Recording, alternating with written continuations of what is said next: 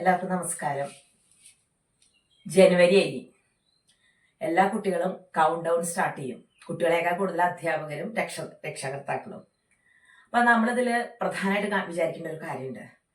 നമ്മുടെ കുട്ടികള് കൃത്യമായിട്ട് സ്കൂളിൽ പോകണില്ലേ, കൃത്യമായിട്ട് ട്യൂഷന് പോകുന്നില്ലേ, കൃത്യമായിട്ട് അവർ വീട്ടിൽ ഇരുന്ന് പഠിക്കുന്നില്ലേ, അതോ വാതിലടച്ച് കുറ്റിയിട്ട് ഇരിക്കുകയാണോ, വെറുതെ വാതിലടച്ച് കുറ്റിയിട്ട് അല്ലെങ്കിൽ വാതിലടച്ചിരുന്ന് പഠിക്കണമെന്ന് കാണിക്കലാണോ, എന്താണെന്നുള്ളതിന്റെ കൃത്യമായിട്ടുള്ള ഒരു അവയർനെസ് നമ്മളിൽ ഉണ്ടാവണം. അതോടൊപ്പം കുട്ടികളും അതെ. എന്തുകൊണ്ടാണ് അവർ ഭയക്കണത്, പരീക്ഷയെ ഭയക്കണത്?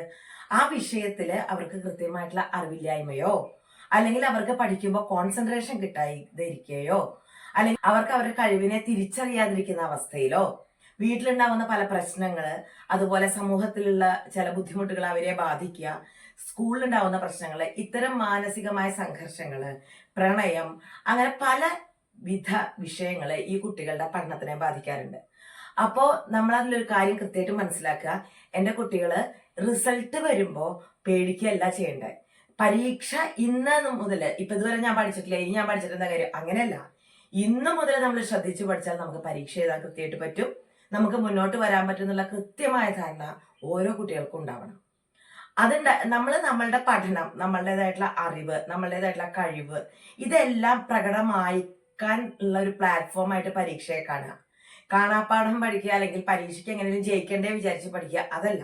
എനിക്ക് അറിവ് നേടണം വിചാരിച്ചിട്ടുള്ള പഠനമാണ് ഏറ്റവും വലിയ പഠനം. അത് നിങ്ങൾക്ക് സാധിക്കും.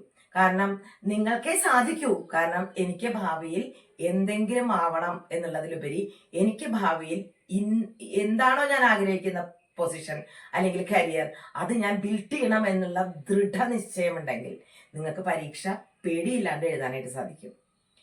എന്തെങ്കിലും അറിവില്ലായ്മകളോ മനസ്സിലാവായികളോ ഉണ്ടെങ്കിൽ മുതിർന്നവരോടോ, അതുപോലെ അധ്യാപകരോടോ, ട്യൂഷൻ ടീച്ചറോടോ, ആരോട് വേണമെങ്കിൽ നിങ്ങൾക്ക് ചോദിക്കാം.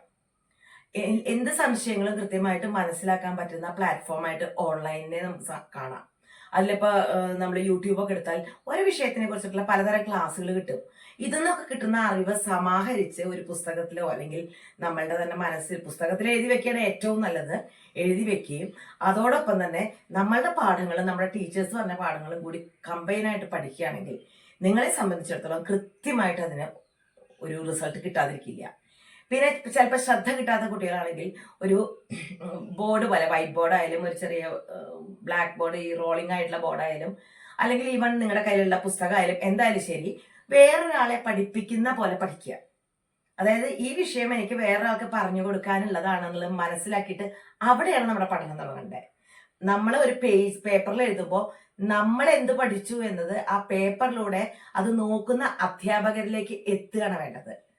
അതിന് വേണ്ടിയിട്ട് ഇപ്പൊ നമ്മൾ ഒരു ടീച്ചറാണെങ്കിലോ, നമ്മൾ നമ്മുടെ അനിയത്തിക്ക് പറഞ്ഞു കൊടുക്കുകയാണെങ്കിലോ, നമ്മുടെ സുഹൃത്തിന് പറഞ്ഞു കൊടുക്കുകയാണെങ്കിലോ, നമ്മൾ കൃത്യമായിട്ട് ആ വിഷയത്തിനെ കുറിച്ച് അറിയുമല്ലോ, പഠിക്കുമല്ലോ. കാരണം മറ്റുള്ളവർ നമ്മളെ കളിയാക്കാൻ പാടില്ല, അല്ലെങ്കിൽ നമ്മൾ പറഞ്ഞു കൊടുക്കുന്ന കുട്ടി തെറ്റായിട്ട് ധരിക്കാൻ പാടില്ല എന്ന് വെച്ച് നമ്മൾ എത്ര ഫോക്കസോട് കൂടിയിട്ട് നമ്മൾ വിഷയത്തിനെ അറിയുന്നോ അതേ ഫോക്കസോട് കൂടിയിട്ട് നമ്മൾ പരീക്ഷയ്ക്ക് വേണ്ടിയിട്ടുള്ള പ്രിപ്പറേഷൻ തുടങ്ങണം. അപ്പോൾ കൗണ്ട് ഡൗൺ സ്റ്റാർട്ട് ചെയ്യണേ.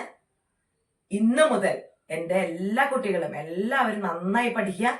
എന്തെങ്കിലും സംശയം ഉണ്ടെങ്കിൽ നിങ്ങൾക്ക് ഞാനായിട്ട് ബന്ധപ്പെട്ട് സംസാരിക്കണമെങ്കിലും എൻ്റെ ഫോൺ നമ്പർ ഈ വീഡിയോന്റെ താഴെ ഉണ്ടായിരിക്കും. പാരൻസിനായാലും ടീച്ചർക്കായാലും ആർക്ക് വേണമെങ്കിലും സമീപിക്കാം. നിങ്ങളുടെ കഴിവിനെ കുറിച്ചിട്ടുള്ള നല്ല ധാരണ ഉണ്ടാവണം. മറ്റുള്ളവർ കളിയാക്കിയത് കൊണ്ടോ, മറ്റുള്ളവർ നീ പഠിക്കാൻ മോശമാണെന്ന് പറഞ്ഞതുകൊണ്ടോ നമ്മളുടെ ഒരു തരത്തിലുള്ള കഴിവുകളും നശിച്ചു പോകില്ല. നമ്മൾ കൂടുതൽ സ്ട്രെങ്തൺ ആവുക വേണ്ട, വാശിയാണ് വേണ്ട. ഇവരുടെ മുന്നിൽ ഞാൻ എൻ്റെ കഴിവ് തെളിയിക്കും, ഞാൻ സക്സസ് ആവും എന്നുള്ള വാശിയാണ് വേണ്ടത്. അപ്പോൾ എൻ്റെ എല്ലാ കൂട്ടുകാർക്കും 1000 ആശംസകൾ പഠിക്കാനും മുന്നോട്ട് പോവാനുമായിട്ട്. Thank you.